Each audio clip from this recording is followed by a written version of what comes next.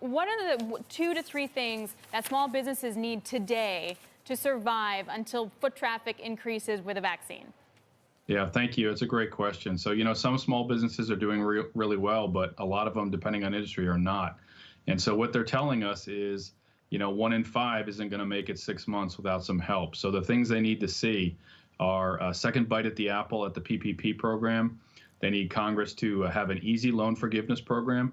And they really are telling us that they want to see a deductibility of those business expenses associated with the PPP loan process so they don't get whacked by the tax bill after taking a loan out. So that'll really help a lot of them through this winter to help their employees stay on the payroll, which is something that we all want to see happen.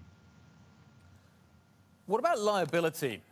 Because I listened to Mitch McConnell, and he talks a lot about liability, safe harbor cover. He worries that if we don't see some sort of protection for small businesses, that they could be sued out of existence. How high towards the top of the list is that concern? Yeah, it's also very important. I'd say it's in our top 4.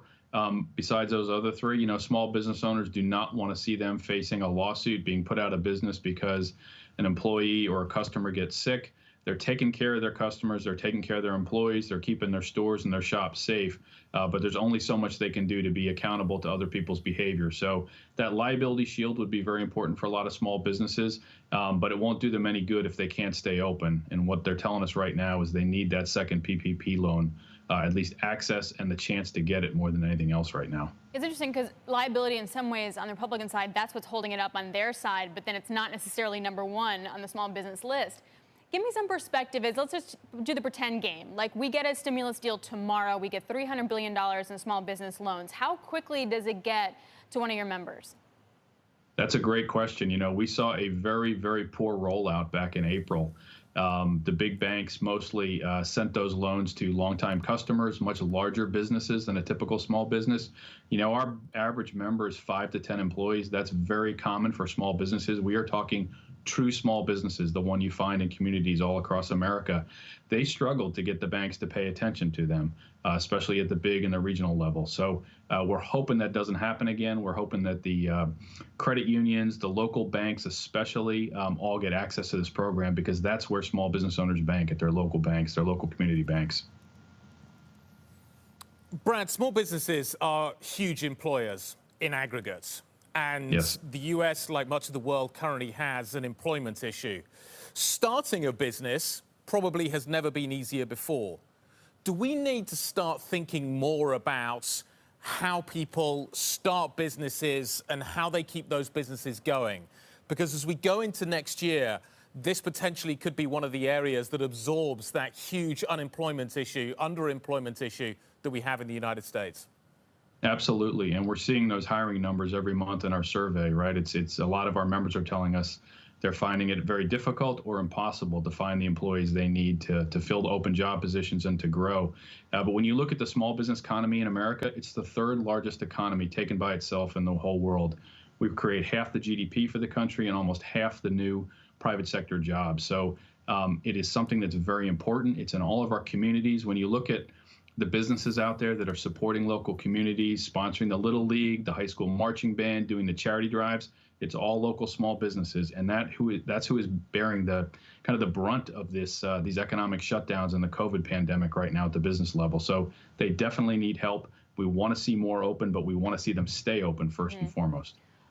The idea is that anything from D.C. is like a bridge loan, basically, or a bridge grant, depending on how it's structured.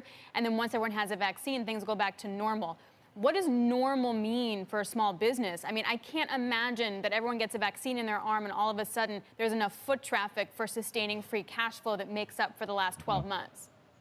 Yeah, a lot of businesses operate on a very narrow margin, right? Their profit margin is very small, so it's going to be very hard for them. These bridge loans will help a ton. Getting the vaccine will be huge, easing people's fears. But if you're in the restaurant industry, the entertainment industry, whether it's movies, coffee house, bar, restaurant, you are really hurting right now. And you are trying to figure out, how can I get enough of my customers back and serve them and take care of them so that I can stay in business, so I can keep my employees on the payroll. One of the frustrating things for small businesses right now is they're seeing some more economic shutdowns in some of these states, right? And then every day it seems like they open the newspaper, turn on the news, and they hear about another elected official that's breaking the very rules that we're being told to follow ourselves, especially small business owners. So they want to do right. They're doing everything they can, but they need a little help. Okay, let's just talk about, can you give me a sense of what is going on?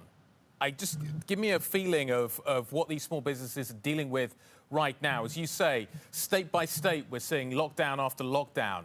How is that rolling around the country? Just give me a kind of a sort of 30,000 feet view of the small business sector in the United States right now. Yep. Well, right now we've got about 20 million people on unemployment. Unemployment's twice as high as it was to start this year. We're seeing, at our so let's take a small restaurant, a small entertainment facility that can serve people outdoors, can do that, can take care of their customers. Maybe a barbershop or a salon that's figured out how to safely take care of their customers, cut their hair, get them in and out safely, make everybody protected. In some states now, they're finding they can't stay open. At some point, small business owners are not going to be able to keep this going. So that's what's going through a lot of their minds right now. And you have some industries like construction and trucking that are doing really well. They're growing. The demand is high for what they're doing. But if you're in a public-facing business where you have kind of that social interaction with your customer all the time, face-to-face, that's where they're really hurting right now. And that's true all across the country.